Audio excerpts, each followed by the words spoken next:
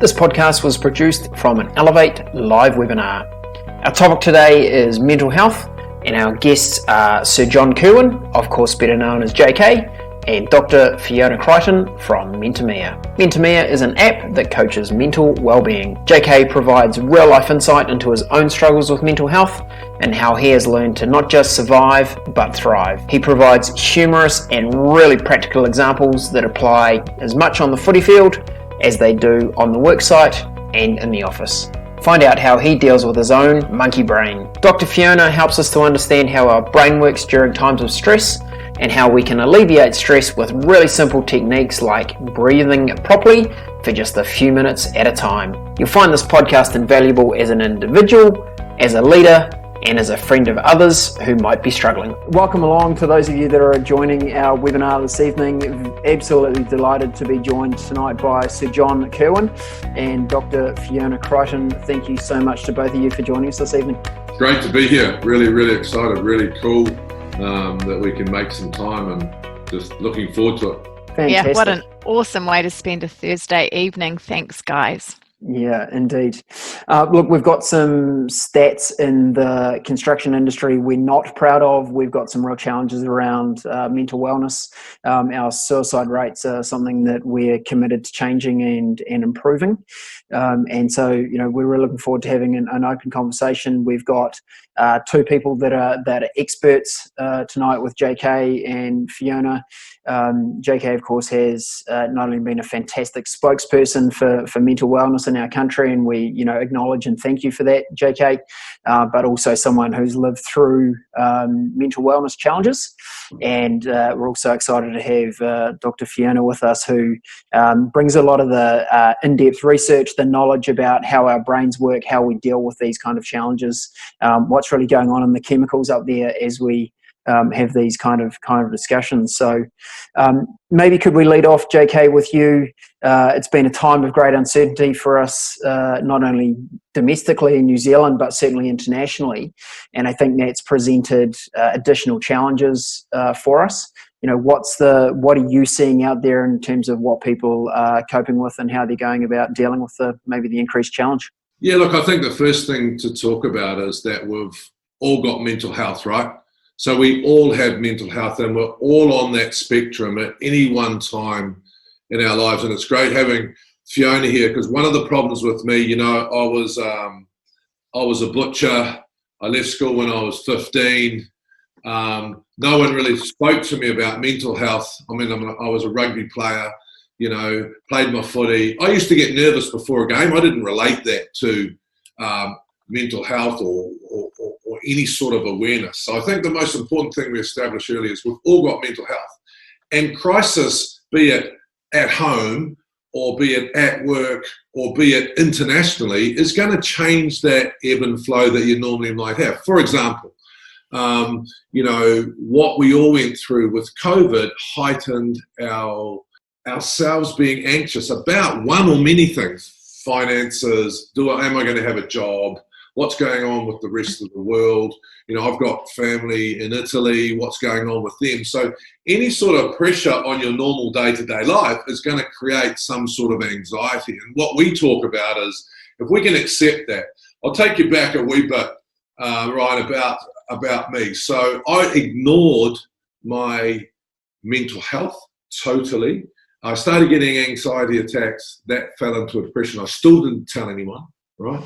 Still did not tell anyone until I wanted to jump out of a window one night in Buenos Aires. And I was very lucky that I had my roommate lying next to me who said to me, JK, you've got a good heart, right? And his name was Sir Michael Jones, otherwise known as the Iceman. And people say to me, what, they call him the Iceman because he was so cool under pressure? I said, no, we call him the Iceman because he used to smash so many people that had ice packs all over him after the game. But, I finally got home and I spoke to my doctor. You know who my doctor was? My doctor was the All Black doctor. I had been away with him for a month and still didn't talk about it, right? So JK, can we dig into that a little bit? What was it that was preventing you at that time from going, hey, I'm facing some challenge here, can I talk about it? Well, and I want to bring Fiona in shortly. I didn't know anything about this shit, right? I didn't know that sustained pressure in your life and anxiety is going to put you into a state of fight or flight. So I didn't know anything about it. I also thought it was a weakness and not an illness, right? So 3 things that stress, anxiety, and depression does to you, right? It first takes away your self-esteem. Secondly, it takes away your self-confidence. And the third thing, it takes away your enjoyment in life. They're all part of what I call the illness, right? So I thought it was a weakness. So all those things I was suffering from, I thought it because I wasn't good enough. So I'm not going to reach out to you because I feel inferior. I don't feel that you'll understand, and I feel that I'm weak and I shouldn't be feeling like this. So the nice thing about me when I did reach out was that I went on this sort of journey, and I hate using that word journey because it's a bit fluffy, but I went on this journey of understanding, the science, what my mind is going through, and then creating the tools and techniques that keep me well on a daily basis. And they're all very different, those tools and techniques. But the interesting thing about now, to answer your first question, is we are all suffering a wee bit because of the uncertainty, right? And so for me, we all have mental health, right? And we need to look after it regardless of where you are in that spectrum. And Dr. Fiona, do you want to add in on that point there? Yeah, so what JK was talking about was that right now everyone's uncertain, and for him, he can tell that uncertainty is one of the things that people can be anxious about. And that's because the brain interprets uncertainty as though we're going to die. So what happens right now, we're living in an uncertain world because of COVID, and also life is really uncertain. And particularly if you're in an industry like people on this call and like my husband, you don't know actually if your job's going to continue, or whether or not sometimes you're going to be able to pay some bills. There's a whole lot of things that add up in your life, or if you're going to be good at your job, or if you're going to be able to do these things that you're supposed to be doing. All of those things, that narrative sets us on edge. And what's actually going on is our survival mode. Those messages send a message to a part of our brain called the amygdala, which is in the limbic system in the brain. It's the emotional part of the brain, and it's always looking for threat. And so when we spark the amygdala, right now we're living through COVID. The idea when we think about COVID, our amygdala is going to go into overdrive, because actually our amygdala is telling us there's a threat out there. When the amygdala is sparked, what happens is it sends a message out to the amplifiers of fight or flight and the cortisol and adrenaline in our body. And we're living with that all the time. And if we don't recognize that in ourselves and have some strategies, we're constantly living in the state of fight or flight and getting exhausted. So what JK was saying was that he didn't know what was happening. He could feel it, but he didn't even know to talk about it. So as we go forward and have more of a conversation, I'm going to talk about what happens when you talk about it, and why talking about it is really a good idea. Because when you talk about it, it moves from the amygdala into the prefrontal cortex, and we can control it, and we can start to feel better. And in New Zealand, we struggle with that. We like to pretend everything's fine. We say, if you say to someone, how are you? We all say, JK always says, box of fluffies. We say we're great when we're not. We need to start learning how to talk about our feelings, talk about what's going on for us, because when we say, actually, I'm feeling a bit crap right now, that moves that fear and uncertainty into the prefrontal cortex, and we'll start to feel better. So we need to talk about this stuff more. Yeah, I mean, I sort of explain it like this, mate, because there's a zebra in the savannah desert, right? And he's eating grass. And out of the bush comes a lion and chases his ass, trying to eat it, right? And then he actually gets away, the zebra. You know what he does? Goes back to eating grass, right? What do we do as humans? We worry about the shit. We worry about the lion in the trees all the time. And I think that what I didn't understand, that increase in ongoing pressure puts your body into this alert mode. But as humans, because we were one of the species that got eaten a lot, we get into that mode, and constant pressure is going to do that to you. And right now, everyone has the right to be a little bit anxious, but the most important thing to do is, rather than bottle it all up, I talk about making peace with your emotions, right? And if you make peace with your emotions and understand that you're feeling a bit off or not feeling cool, or then you can at least externalize it, and then have some plans and put some tools around that stuff. So I associated mental health with If I told someone, man, they're going to lock me up and I'm going to go into a loony bin and I'm nuts, that is not mental health. So all of our ideas about mental health is steeped in negativity. But what we've got to realize is that to be open and vulnerable about your mental health, right, to the people who you care about, is the most important thing you can do, right? And it's not a weakness. And Absolutely. I think that's really, really important to remember. And I think that it's normal to feel anxious. All of the stuff that you were talking about is about being a human being. We are designed to save ourselves. The smartest people in the world are the most anxious, because anxiety keeps you safe. The way that anxiety works is you start planning for the future. You're doing things. The most successful people are often highly, highly anxious, and no matter where we are in the world. And if we start recognizing that, part of being a human being is to sometimes have emotions that are difficult, have really difficult things happen because life is uncertain. We're just finding that out on a global scale because many of us have not lived through the kind of situation that we're living through right now. Life is random, life is uncertain. So actually what we need to start recognizing in ourselves is that anxiety is normal. And we just want to have some tips and some tools so we don't get stuck in anxiety, because what you said was true, JK, is if you've constantly got adrenaline, cortisol going into your body because you're in fight or flight, that's really not good for us. Adrenaline keeps us tense because it's designed for us to be able to fight. Yes. And it's exhausting. And cortisol shuts down our digestive system and our immune system. So if you're constantly having those stress hormones because you're in fight or flight, it's not good for your physical health as well as your mental health. And in COVID, we want our immune system to be really pumping. So let's have some strategies.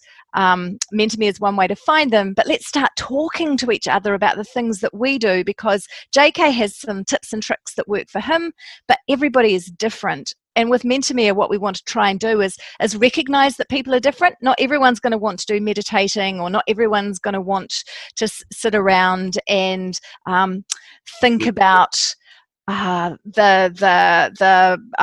not everyone's going to want to do the same sorts of things. So when we talk about looking forward to something, I might look forward to having a bath, and another person would go, I hate baths.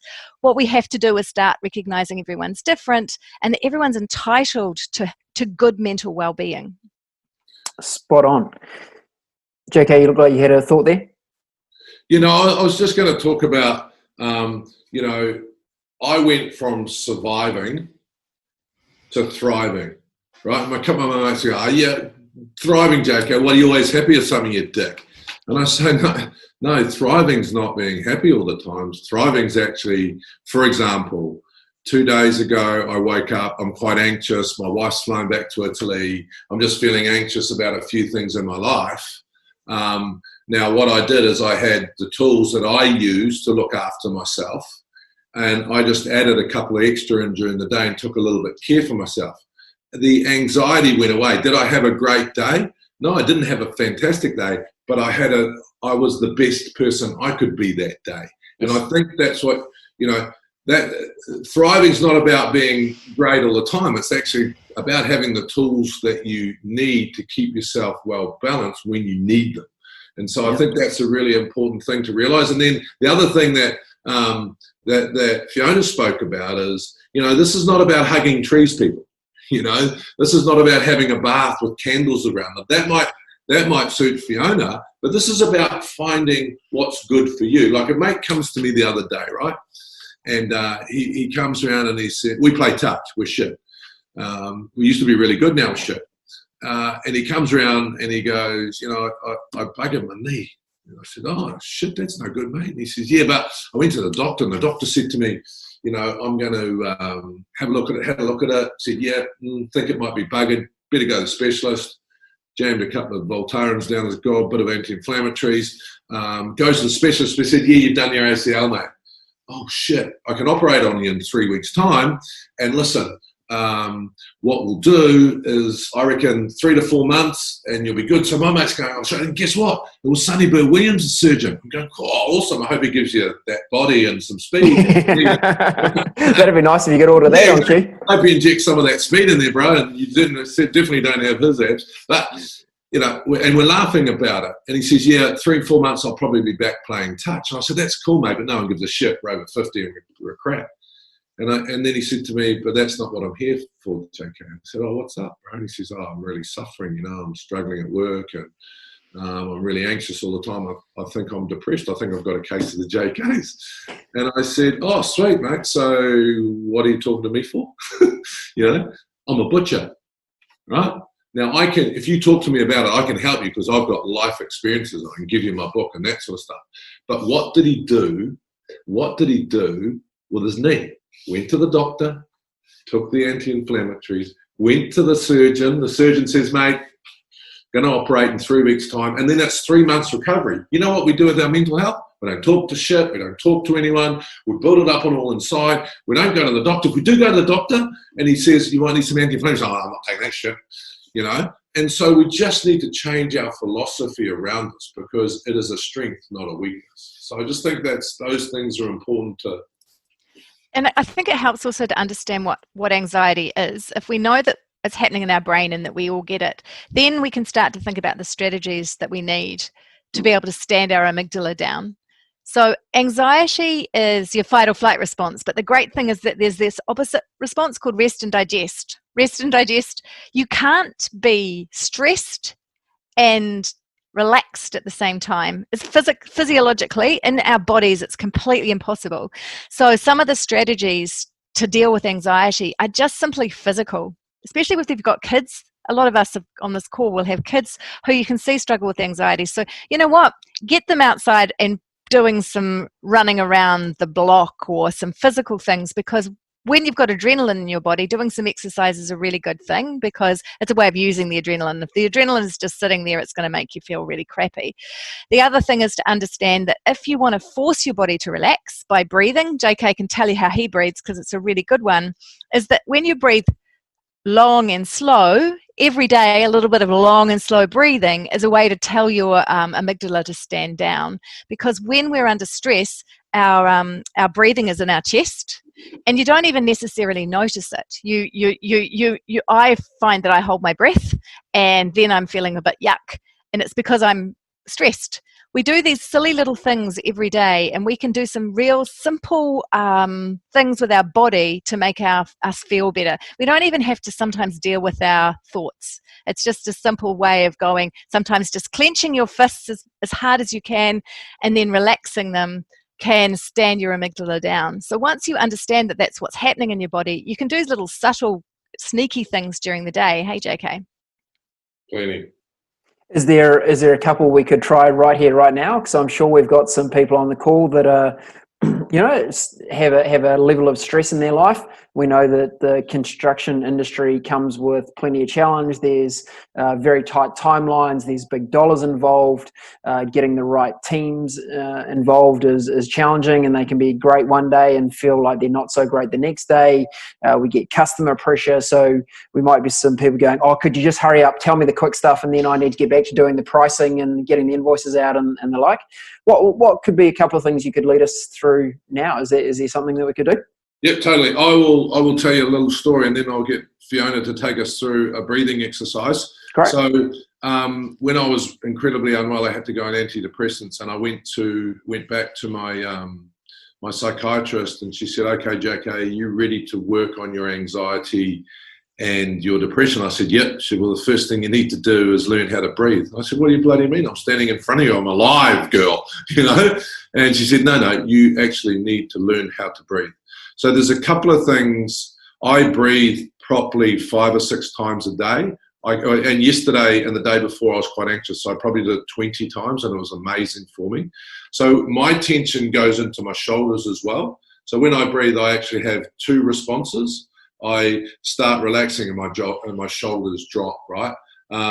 So I do 2 or 3 different types of breathing, but I think we'll get Fiona just to take us through one really simple one that you can do. And the good thing is you can do this without anyone knowing. And I promise you, if you can make this into a habit and do it like I do 5 or 6 times a day. So I trigger my habitual change with a moment. So I'm always breathing when I hop in the car, breathing properly when I hop in the car, not the opposite. So I'm the most relaxed driver you've ever seen, actually, right? So once we learn this breathing, attach it with something. You know, if you're a builder and you do a couple of things a day, like you get in the car, or you pick up a hammer. I don't know, I'm just making shit up now. But associate it with your breathing, and that's what I do. So when I hop in the car, when I can feel my shoulders up, I breathe, and I do that 6 or 7 times a day. So we'll just go through a quick one, maybe the most simple one, and then if you love it, do a bit more investigating. There's lots of cool breathing stuff in Mentamere as well. Yeah, so really what I'll do is just the technique. If you're breathing in the right way, you can do it as much or as little as you like. So pop your right hand on your chest and your left hand below your rib cage, just on your stomach. And the idea is that you're breathing through your nose in, and your chest shouldn't rise. So if that hand on your chest is rising, then push all of the air down into your stomach. Imagine that your stomach is a balloon and you're filling it up. So you're breathing in, and then you're holding, and you're breathing out through your mouth, and then blowing the balloon up. No chest rising, and we'll just do that 3 times. In, hold, out. In, hold, and last one.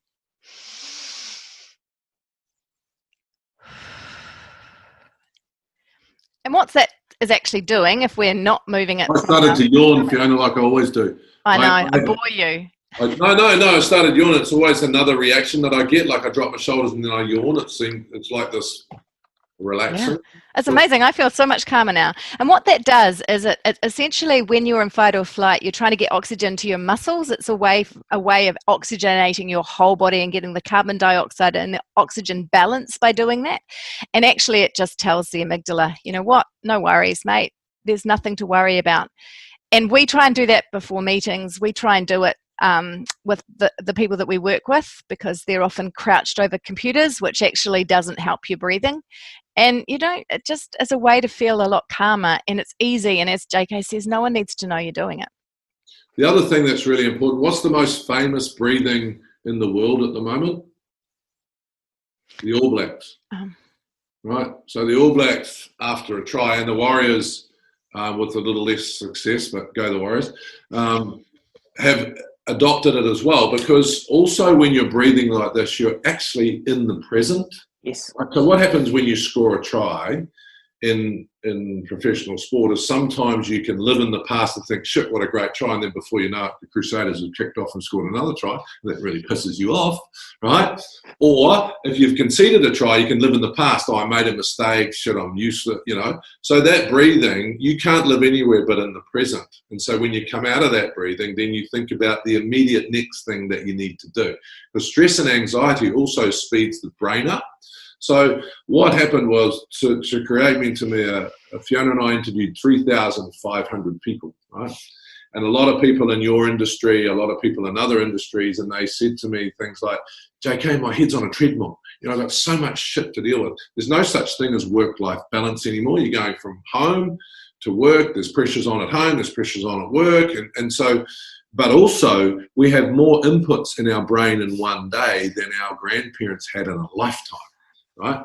So people would say to me, JK, my head's on a treadmill. Can you stop it? And I say, well, how about this? You know, what happens when the computer breaks down, craps out, you know? We turn it on and we turn it off again. And it works 98% of the time. And that's all these little tricks are. They're just actually giving you those moments in the day where you're not living in the future or living in the past, and you're actually standing yourself down. And so it's not complicated, but it's steeped in science and it works. Yeah. So if you put someone in a functional MRI, if they've done some breathing, or if they've just spent time to be engaged in the present, and sometimes it's as simple as just sitting and looking out into the horizon and noticing what's in the sky, just looking around us and going, what's happening in the world right and in this room right now. When you draw your attention back into your body, you start to feel better. And if we do an image of the brain, we can see that there's less activity in that fight or flight center. And in the prefrontal cortex, which is your thinking part of your brain, there's more activity. So it's like a cool little tip or trick to deal with your whole fight or flight system in an easy way. And I think the other thing we should talk about is sometimes we've got lots of thoughts in our mind that, you know, breathing it's good, but you still find that you're worrying about a lot of things. And I think that in your industry, people are thinking about the future, or they're a little bit worried about all sorts of things. And it may be that you're waking up in the night and you're finding that those worries are going over in your head because of uncertainty. You might be worrying about your kids. There's all sorts of things to worry about. And that does keep the fight or flight system going. So there are some things that we know that you can do to help you move forward from the worry. So I think JK's example is really great. So we call it the worry map, hey? Can I just pause you for a moment there? I'm very interested to hear about that. I'd just like maybe for one of you, whoever feels want to lead, can you just give us an overview of Mentomere? We've mentioned it a couple of times. Some of our audience may not be familiar with exactly what Mentomere is and what it's about. Can we have the elevator pitch? Yeah, sure. So I told you about me wanting to jump out of a window one night, and then coming home, reaching out, getting some help. And then really great people teaching me tools and techniques, of which you've just learned one, to keep myself well every single day.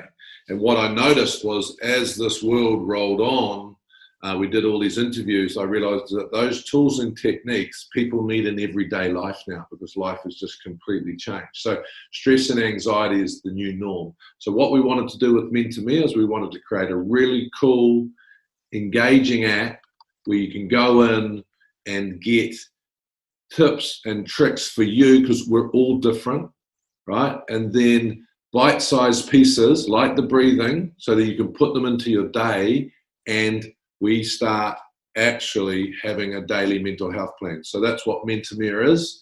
It's free, you can download it now. And what we want to do, two things: a lot of the information we're talking about is out there, but it's boring as batshit. So we need to deliver it to you guys, ladies and gentlemen, in an engaging form. Plus, the only way to get change is, why did I associate breathing, with me getting in the car? Because if you don't associate it with something and do it on a regular basis, then you don't get habitual change. So we want to make habitual change a little bit of fun, right? We want you to engage in it, do it in bite-sized pieces. And as you get the reward, like you've all got just from one breathing exercise, you do that 6 times a day, then you're not going to get the help momentarily. You're going to get that momentarily 6 or 7 times a day. And so I think that's what Mentomere was created for. And we just wanted to give everyone the opportunity. And it's not, the other thing is, we also wanted to change the dialogue, right? When I talk about my active mind, I talk about my monkey brain. We talk about, zebras. We talk about stuff because and the question that was asked before that we're going to answer later is that, the older generation, we don't talk about mental health because there's just bad karma around it. Everyone thinks one flew over the cuckoo's nest. Everyone thinks, oh, you're nuts, or you're not good enough. So we need to change the dialogue. We need to change it up, because it's not true. And so also changing the dialogue around it and just get people talking about it openly, And also getting people to understand it's for everybody.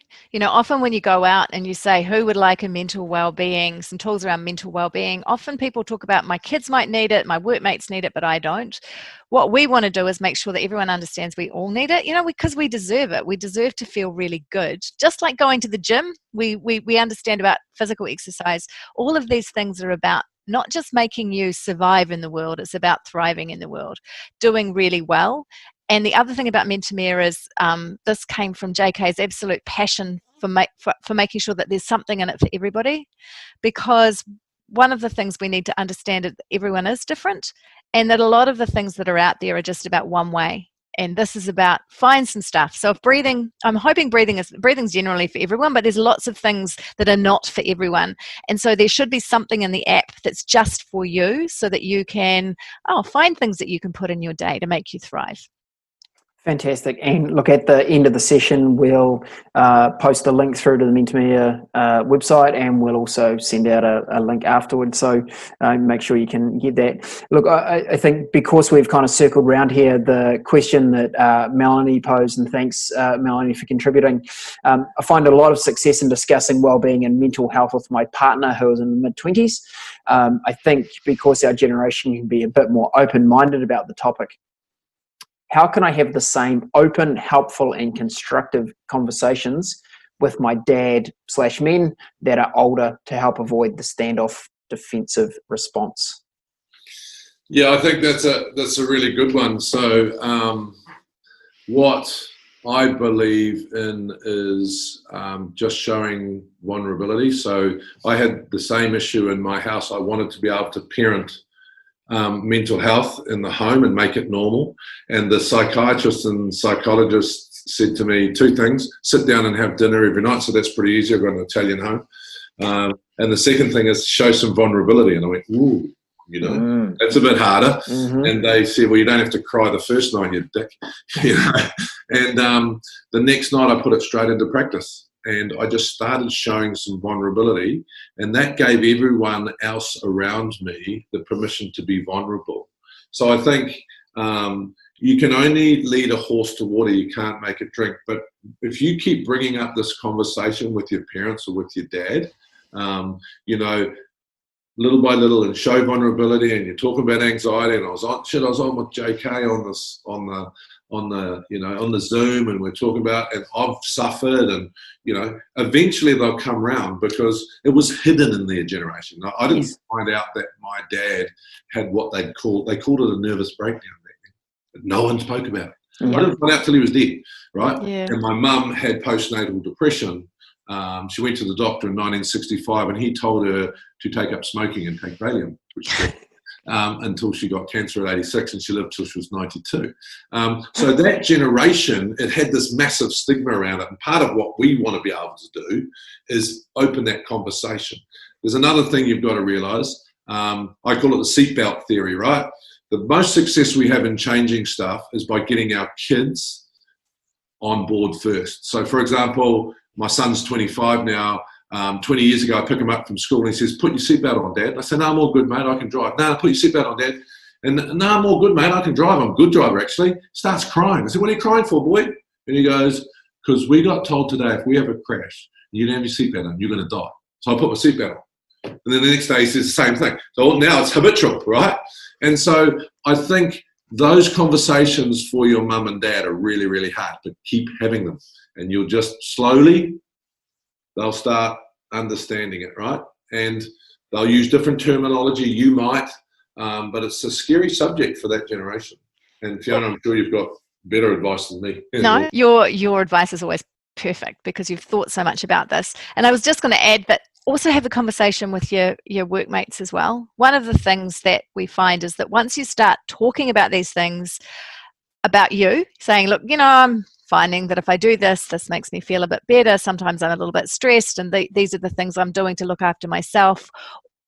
Other people will hear that. And that's when we change the dialogue, is when we have the conversations, having it with our parents. I've had it with my father-in-law, who has slowly but surely, and he is, 17, is he? Yeah. He must be going up to 80. Fitter and turner. He finds me really tricky, and and he has changed so much by us at the dinner table, as JK said. Probably more because of my kids talking about things, that he is starting to be more vulnerable than I've ever seen. And I think that it's because of permission. They didn't have a word for it. My dad also had what we would have called a nervous breakdown. We just didn't talk about that stuff, but it's been there for absolutely ever.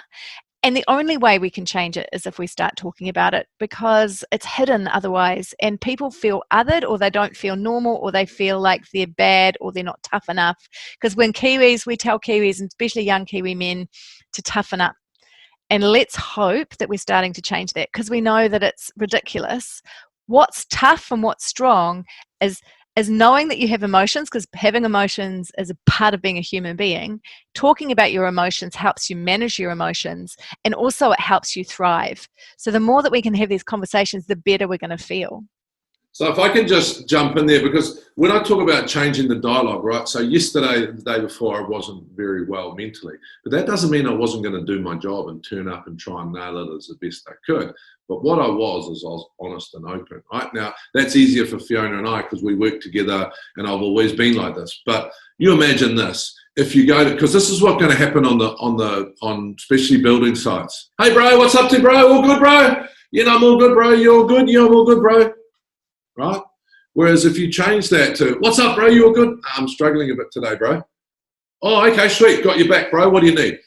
You know, it's just a slight change in. Now, when you say you're not too well, then the person on the other side says, are you all good? What do I need to do? Just you know, cover, you got my back, bro. Or let's have a chat, or let's go for a chat. You know, it just changes slightly. You don't have to be all, oh, you know, and the other thing is you don't have to have the answers. You know, when I reached out the first time, someone told me to harden up, and he's still my best mate. And I said, mate, why'd you tell me to harden up? It's like really devastating. I said, I don't know what to bloody say, did I? I don't know what to do, right?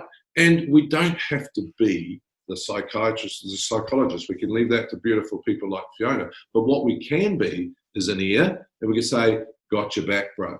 Whatever you need, I'm here for you, right? And I think, especially when you're dealing with safety, physical safety issues, when a lot of the accidents that happen are actually mental tiredness issues, right? And so we just need to change the dialogue a wee bit and open those conversations. But what people are scared of is like, a mate of mine, and let me tell you this with all due respect for those of you out there that do have low numbers on your back when you play footy. I'm talking under 5, actually under 4. But anyway, we'll get back to that, right? So a mate of mine rings me the other day and he says, oh, JK, my son got me to download that bloody app of yours, mate. I said, oh, that's good, mate. Yeah, I'm bloody pleased about it. And he said, yeah, it's pretty good, actually. I said, oh, that's good. And he said, yeah, I didn't have to bloody hug any trees. I said, oh, that's good, you know. So mental health is not about hugging trees. Mental health is not about, you know, understanding big words and having to sort of be the psychiatrist. But what you need to be able to is be there for your friend and walk with them, right? Walk with them if they need extra care. But the whole thing about me and Samir is I waited till I was pushed off the cliff. What we want to do now is get people to take care of themselves so that it doesn't get too bad. But if it's really bad, then the best thing to do is reach out to your business, get the help you need, and get a mate to walk with you, you know. But the mate who's helping you, you don't need to understand. You know, sometimes, oh, shit, what am I going to say? You don't need to say anything. Just say, wow, man, that must be scary shit. You know, can I come to the doctor with you? Can I help you cover some, whatever that looks like? Tell me some more about that. What's going on for you? You know, a couple of those open questions. Yeah, exactly. Yeah. Yeah, Ryan, that's actually it. Because, you know, all of us, when we're telling our stories, we don't usually want someone to solve them for us. And so, you know, as a mum or a dad, often we want with our kids to go in and rush in and for them not to feel sad or angry or upset. We want them to always be chipper and great. We want our workmates to be good because in our heart, that's what we want for our people that we love. But the easiest and the best thing, and not the easiest, the best thing to do actually is to just listen and not try and fix it, because it's impossible in a conversation to fix. If there's something enormous going on, like a huge amount of grief, we're not going to fix that with a conversation, or we're not qualified sometimes to have those conversations, but we are qualified to lend an ear. And the reason people often don't talk about this stuff is, one, they don't want to burden you, you know, we don't want to burden people. And the other is we don't want to be judged. And we've really got to move away from that judgment stuff. So if you've got a mate that you think's struggling and needs to talk to you, then, you know, sometimes opening up a little bit about yourself can be helpful, because it gives permission for them, or as JK says it, being a little bit vulnerable, gives people permission to talk about themselves. And I love what Caleb says, instead of toughen up, open up. I think that's awesome. That's actually brilliant. What we want. Yeah. Yep. Okay. So how could we approach it if we observe one of our teammates, we're on the construction site, you know, maybe they're normally a high energy engaged person and we feel like they've just maybe closed down a bit, they're showing a few signs that something's going on for them. How could we broach the conversation with them? I think the most important thing is that it needs to become part of the dialogue. So I've just built a house, right? And every time I went on site, we got the health and safety chat, you know, and it was amazing and really cool. But there was the system that people went through. We just need to add mental health to that, right? We just need to say, is everybody cool today mentally? Anything going on you want to be aware about, want to talk about? anything that might affect us today at work. We talk about whānau at home and whānau at work, and they're two different families, but we want to go home safe. And so pre that, I think it'd be nice if people just started putting that conversation in your morning health and safety. But the second thing is, if you've noticed someone that is a bit off color or starting to close into themselves, it's really easy. You just step in and say, bro, I've noticed a bit of change in you. You okay? Is there anything I can do? Right? And you might get pushed back to start with, but then just don't, you've just got to keep stepping in.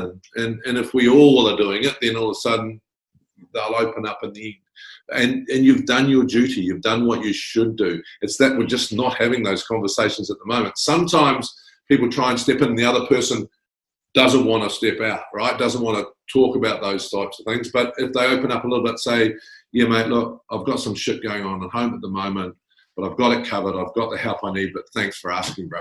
So it's okay to be quiet as well. It's like I said yesterday, a couple of days, had a really close friend of mine who passed away, but I just said it straight away. Look, I started a function yesterday. I said, look, I could cry today because I'm in a really bad way. And actually just by talking about crying, I felt a lot better. I didn't feel so teary. But I just said, this is what's going on in my life. But I still did my job, right? And I think that's where we need to get to. So keep stepping in, keep asking them, keep it open-ended. Bro, you okay? Just a bit worried about you. Need anything? I'm here. Just want to talk, or want to have a coffee later, or whatever. And then it's really up to them to reach back out to you. But if they feel comfortable, they will. And they might have this shit sorted out. They're just grumpy for a couple of days. That's all good. And also, even reaching out, saying, checking in, I've noticed you don't seem yourself. I noticed there's something up. Mostly that's a helpful thing. Just to know that someone is there and connecting with you can be really helpful. Sometimes it's a situation where it's just not appropriate to talk. So if you can get someone by themselves, like take them for a walk, or if you're having smoko or you're going out for lunch or whatever, trying to go for a walk and talking. As a parent, I'll say that cars are incredible for that. Kids will tell you so much stuff when they're in the car and they forget that you're either driving or they're not looking at you. Yeah. Eye contact's not always good, right? Eye contact, exactly. So even if you're going for a drive with your mate or going for a walk and doing something so no one's actually looking, it's amazing how people will open up if they've got time. So it's just, and so sometimes it's good to do that walking stuff because that's you doing something. It's a bit intense sometimes to just sit there and have the conversation. So if you can combine it with something just that you could also have the conversation, then it's a good idea to try and do that, and also not to take offense when people say, nah, you know what? Sometimes it's not about us. So we just have to say, I'm going to try again. Okay. The importance of making mental wellness, mental health just a part of our day, right? It's nothing special. It's just what we talk about. Just like we, make sure that we don't have any hazardous items on the site when we work on the construction site. It's part of our dialogue. When you've helped implement Mentomia at organisations, have you found that Mentomia has helped make it part of the conversation? Has it helped with that kind of dialogue and it just being part of the norm? Yeah, it does, because what we're doing is, I think there was a perception that starting to look after your mental health is complicated, but it's actually quite simple, like Fiona's explained. So when we start talking about changing the dialogue and people go in and they read stories, and our content feed is incredibly positive reaffirmations, and you can try stuff. So I think what we're trying to do is just make it really engaging and really simple. And so then you can start having the conversation and you can have a bit of fun with it, like, oh shit, I did that breathing, bloody hell, that worked. Or, I tried meditation, I hated that. You tried that, bro? Because I can't meditate personally. If you can meditate, it's amazing for you. You should. But like I said, I've got a brain that doesn't stop. Those monkeys just won't stop running around, JK. I call my monkey Bob, I call my monkey Bob. And Bob just doesn't like yoga, doesn't like anything where I'm sitting around. And I'm sure I could get better at it if I wanted to sit on the side of a mountain for 25 years, but I don't have that sort of time. So I need to find stuff that suits my lifestyle and suits me. Now, so I'm an active relaxer, right? Mm-hmm. And so for me, every single day I read, right? I play the guitar. I'm the worst guitar player in the world. Actually, I can't even play a song yet. But what happens is, because I'm engaged, right, then it's like putting my mind in a washing machine. So Bob just has to shut up for a couple of minutes Well, while he try and play a chord. exactly, he's got to sit in his cage and eat a banana because I'm busy, right? So he can't take off and start thinking about shit. So once you understand yourself a wee bit more, and we've got a personality test within Mentor, because it took me 2 or 3 years to work this out, because I'd go and do meditation and then come out and think I'd failed because I couldn't do it, right? But the most important thing around your wellness, it is for you, right? It is for you. And with us males especially, like another mate of mine came around the other day, he said, oh man, I'm feeling a bit stressed at work. And I said, well, what do you do to chill out? I said, oh, I play golf. And I said, oh, when did you play golf? And he said, 3 weeks ago. And I said, well, that's not too good. Do you drive around in your car for a week? He said, yeah. And I said, when did it get empty? He said, 2 days ago. And I said, oh, okay, did you fill it up? He said, yeah, I had to. I said, well, our brain's no different, brother. Like if golf is your outlet, that's cool, man, but you need another 4 or 5 things as well, you know? And JK, I think you should have tested them. There's absolutely no way that golf can relax you. Well, that's why I don't play, mate. I hate the game. Yeah, it's one of the most frustrating things on the planet, isn't it? That's right. So I've got a personal goal to take up golf when I'm 90, because I still think I'll beat Joe Stanley, who's been playing for 25 years. Too easy. Smoking Joe. He'll get angry after the first tee shot goes astray. Still useless, mate. He's still useless. That's why. He reckons it's actually they should get rid of the 18th hole and just go back to the hole. So to your point, Ryan, about Mentor starting those conversations, one of the things that you'll find if you go to the app is there are some videos of JK talking about his daily mental health plan. So that has changed the dialogue a bit. Is that, you know what, a daily mental health plan, it sounds a bit kind of formal, but really it is just putting things in your day to look forward to. Like, so it might be that you're going to do something with your kids at night, or you're going to have some time on your guitar, or you're going to watch a movie just on a Saturday night. And the great thing about the brain is that when we have things to look forward to, you can cope with more stress in your day. And what happens is the parts of the brain, like your pleasure centers and those good hormones like serotonin, oxytocin, endorphins, and dopamine are actually triggered just by thinking about things that we look forward to. So it's actually another one of those little tips and tricks, is putting something in your day that you look forward to is good for you. And it's not an indulgence. It means that you're actually looking after your mental health. So think about the things that you love and put those things in your day. And the worry map, which I just touched on before, and I think it's important, is that when you have got worries, and we've all got worries right now, if a worry is just sitting in your brain and it's going round and round and round and round and round, that's when we're in fight or flight. But if we can move the worry map, the worry, into an action plan, if we have a plan to deal with the worry, then that moves into the prefrontal cortex and we're not going to be anxious anymore. And JK, you do that a lot. Yeah. So when I was really unwell, I had to identify some of my internal problems, and one of them was I was a prolific worrier about shit, right?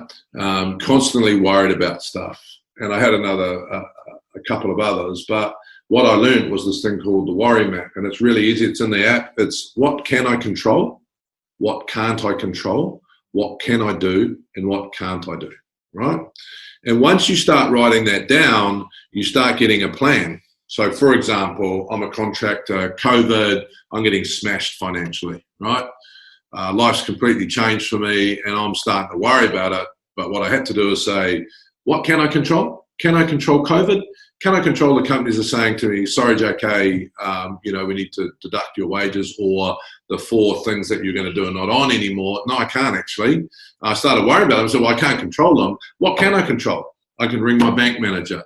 I can ring other people and say, what do I need to do? I can look to see if I can change some of my expenses.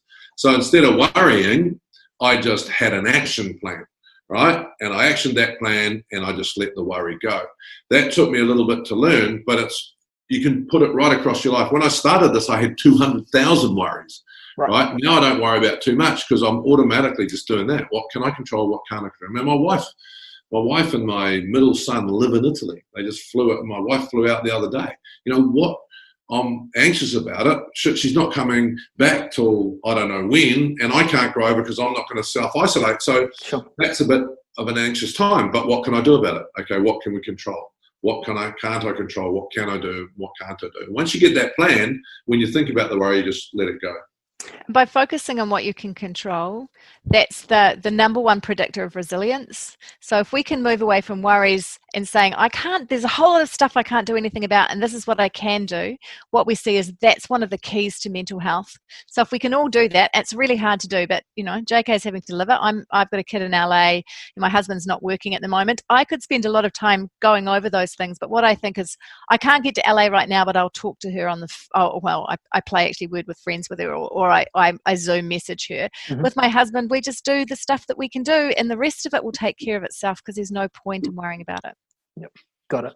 And we talked earlier about the power of vulnerability and bringing that into the workplace. And a lot of our people on the call tonight will be leaders in their own right, and they're either by being a business owner or they've got a leadership role in their business. So one of the things they could do around some vulnerability would be to grab the Mentormere app, take it into the workplace and go, hey guys, heard about this from JK last night. How about we try some stuff this week and we'll have a chat at the end of the week, see what goes on.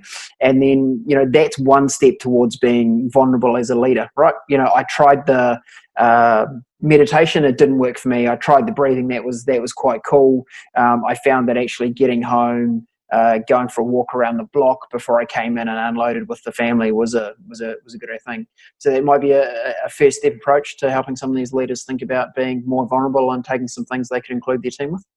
Yeah, and that's an amazing way to do it, and make reference to the All Blacks. They do some breathing. Let's just do some breathing before we start the meeting. And I've tried this and that didn't work for me. Or that worked for me, and just open the dialogue, just talking about stuff.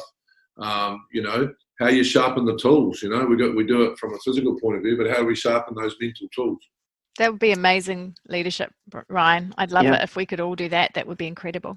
Yeah, and if I bring the business owner perspective to this, we want our organizations to be successful. We'd like to have healthy profit lines. We can't do that without people that are in good shape. We need not only ourselves as an owner to bring our best selves to work, but we also need our team. So if we can invest some time and effort, because we've all seen this in sports teams, we've seen it in businesses, so many times ourselves. When you get the team cranking along in the right direction, good mental wellness, boy, does the business go a whole lot better. And I think the interesting thing to talk about is, especially if you're a business owner out there, and I know a lot in your industry. You have the big businesses, you have small businesses, guys working for themselves, guys with 2 or 3 people. But I promise you, if you have a daily mental health plan and you put that first, you'll be a better businessman, a better husband, a better partner, a better colleague at work. And I'm proof to that. But the trouble is, when you get caught up in the stresses and pressures of everyday life, you actually don't look after yourself first because you think other things are more important. But we promise you that if you breathe and do other things, you're more productive. You do all those things that you want to be able to do by looking after yourself first. But naturally, as people, we put it behind because we think we need to sacrifice that to be successful in business, where it's the other way around. We know for a fact that it will improve productivity, right? Spot on. And Fiona, I'm going to throw this question at you. Caleb's asked a really relevant question around the effects of drugs and alcohol. I think we've got a Kiwi culture that's, hey, if I've had a hard day, the best thing for me to go home and is crack some beers or maybe something harder. What is the effect that kind of approach to maybe managing our stress, if that's how we see managing stress as a good option? What kind of effect is that having on us at a brain and a physiological level?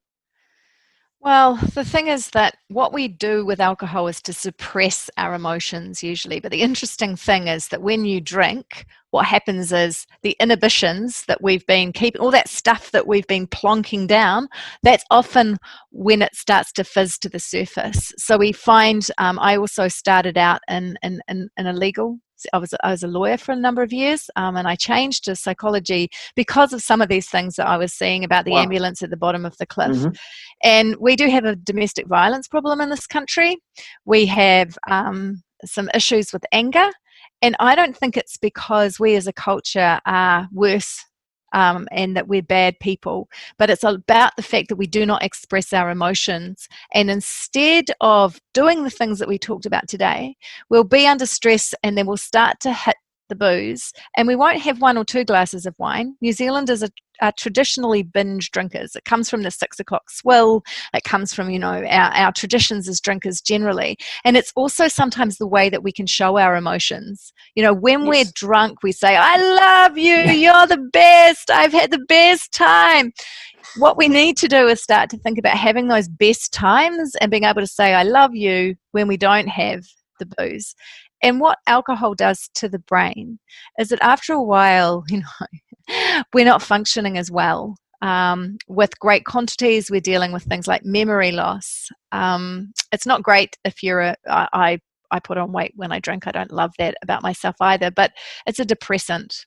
Yes. And so if we're using it to deal with our anxiety or our mood, it's doing the opposite. So as a strategy, it's not a good one.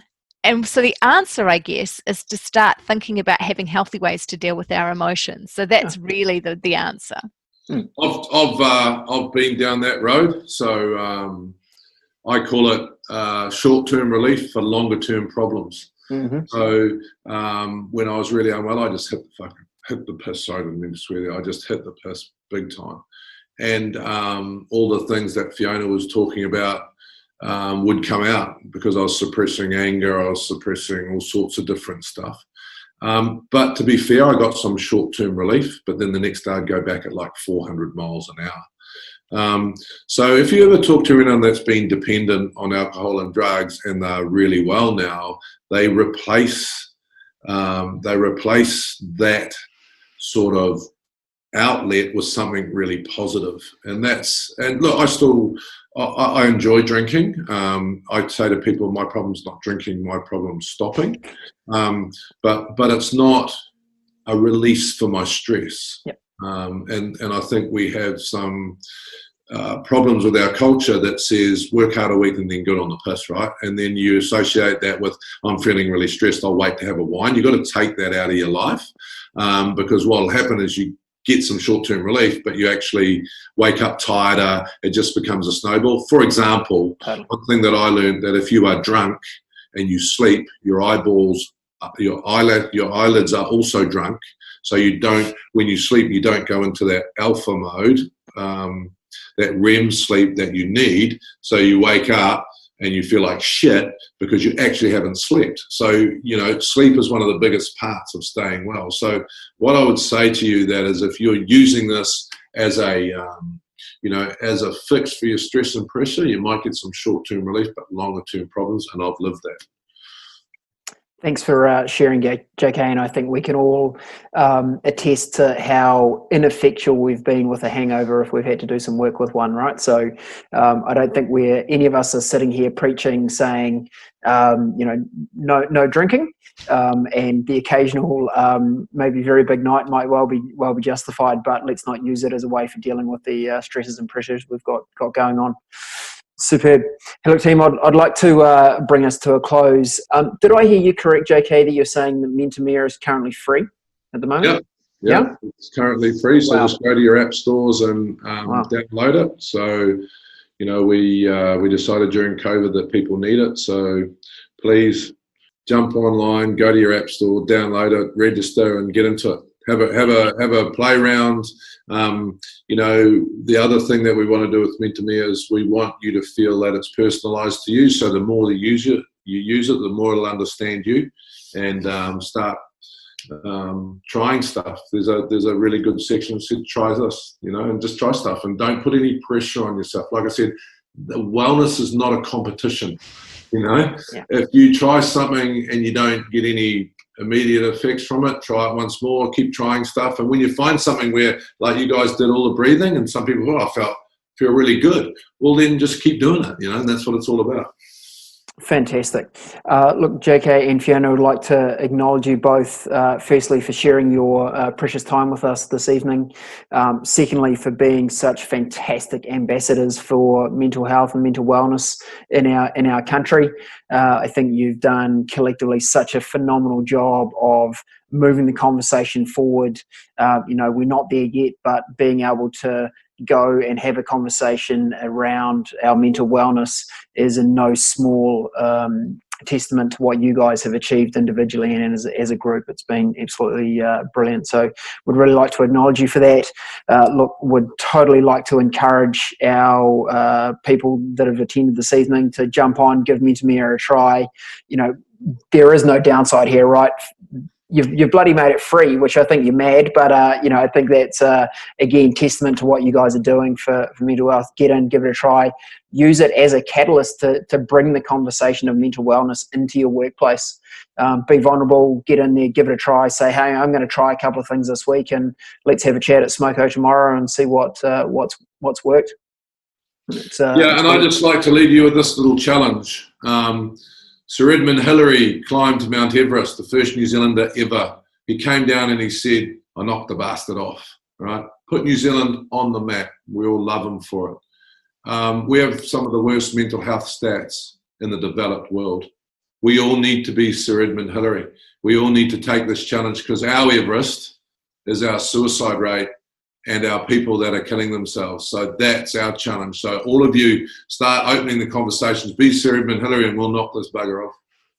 And from me, everyone on this call, what I want you to do, my challenge to you is I want you to do something just for you. If it's not tonight, it's tomorrow. Just yours, something that you look forward to. Start planning it, because when you plan it, you're going to get all those good dopamine, endorphins, serotonins, and do it because it's your gift to your family, doing something for you, for them. Well said, Fiona. And thanks to those of you that are giving some amazing feedback to us in the chat window. We really appreciate you sharing that insight with us, and glad we're able to help in some way. That's a wrap from us. Thanks again for joining us, JK and Fiona. Really appreciate your time. Bye. Be well.